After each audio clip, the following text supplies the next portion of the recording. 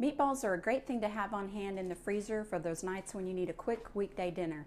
Today I'm going to show you an Asian style teriyaki meatball, but before I get to that, let me show you the easiest and best foolproof way to do baked brown rice. In the casserole dish, you need to put 1.5 cups of brown rice, 1 teaspoon of kosher salt, about a tablespoon of plain butter, and 2.5 cups of just boiled water. Have your oven preheated to 375 degrees. Put the lid on your casserole dish, and you're going to bake this for exactly 1 hour at 375 degrees. You'll have perfect rice if you do it that way. Okay, let's get on with the meatballs. In my bowl, I have 1 pound of ground pork. You could also use ground chicken with this just as well. For any kind of meatball, you're going to need binder. And for the binder in this, we're going to use 1 egg and 1/2 cup of breadcrumbs. That's enough to bind 1 pound of meat. If you know those proportions, you can mix and match your own recipes. Since this is an Asian style meatball, we're also going to use 3 really prominent Asian flavorings that you'll see in most Asian dishes, and that's garlic, ginger, and soy sauce. I'm going to add 1 clove of freshly minced garlic.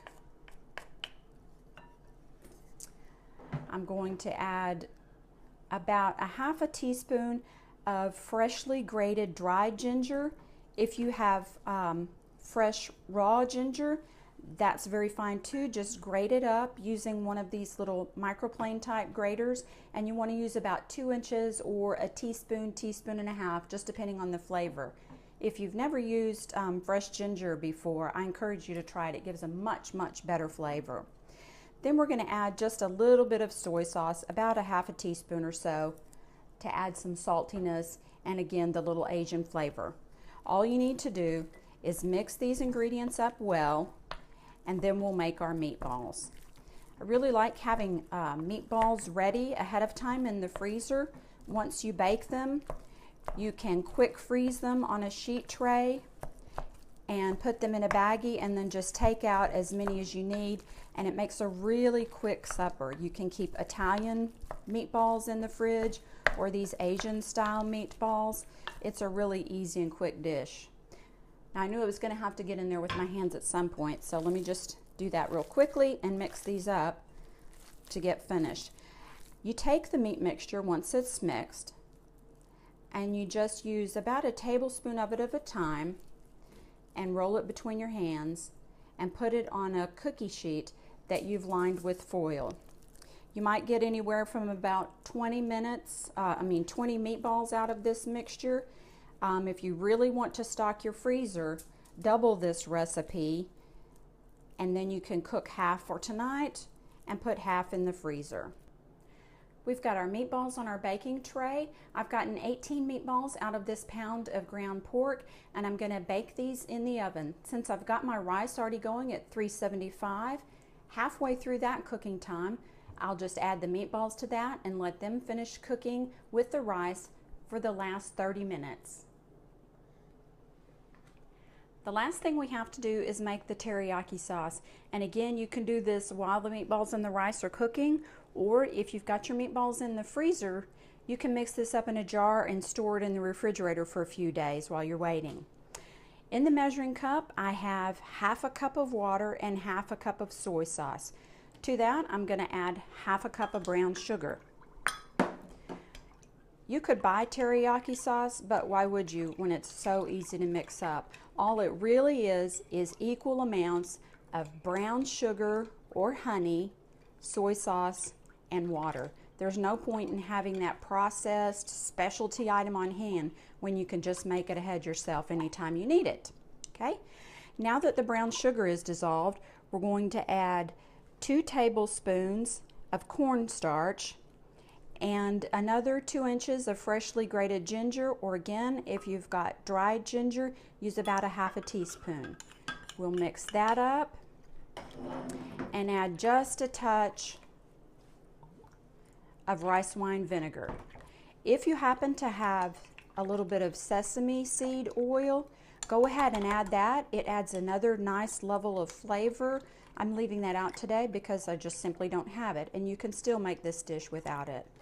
We're going to just let this sit. We want to make sure the cornstarch is all dissolved, and once the meatballs are baked, we'll combine everything in a skillet and let the sauce thicken up. And here you have the rice after an hour in the oven baking. It's perfectly done. It's nice and fluffy. The grains aren't sticking together, and there's no burning. This is the best way to cook rice that I've found, and we'll just let them cool here on the sheet tray for just a few minutes. Much healthier for you anyway.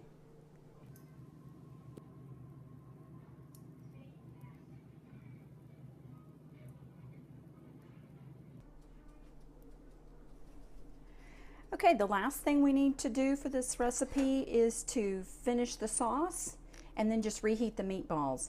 I have the teriyaki sauce right here that we mixed up earlier. If you had taken your meatballs from the freezer, you could just put them directly in this to heat them up. And we just want to make sure that it's well stirred before we put it in our pan to get all that cornstarch dissolved so it doesn't sit on the middle. The cornstarch is what's going to thicken your sauce for you. So just put that in your pan. The cornstarch won't thicken until the liquid gets hot. Go ahead and add the meatballs that you cooked earlier. I just removed those from the tray, set them in a bowl, and put them aside. Again, you could freeze the meatballs at that point. All we need to do is heat this on a medium heat.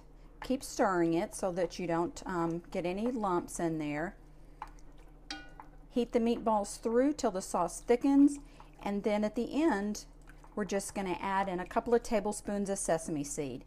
You could leave those out, but it adds a really nice flavor. I happen to like them. If you don't like them, just leave them out.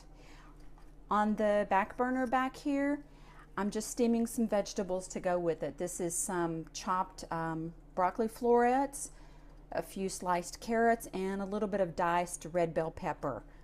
Put whatever vegetables you like in there. I've got those just from the freezer, and putting them on the steamer to steam. It'll take a couple of minutes for this to come up to temperature, but it really doesn't take very long. About anywhere from about 5 to 10 minutes is going to do it. Then that'll thicken up, and I'll show you what it looks like when we get it all together and serve it up.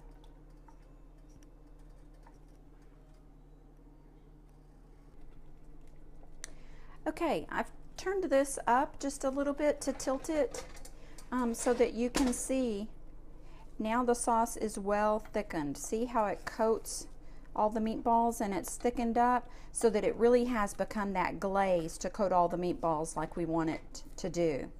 Okay, from this point, the only thing you have to do is throw in those sesame seeds at the last minute, stir those around, and then you can go ahead, switch off your heat, and serve this up. I'll get it plated up and I'll show you what it looks like. It's a nice all-in-one bowl meal.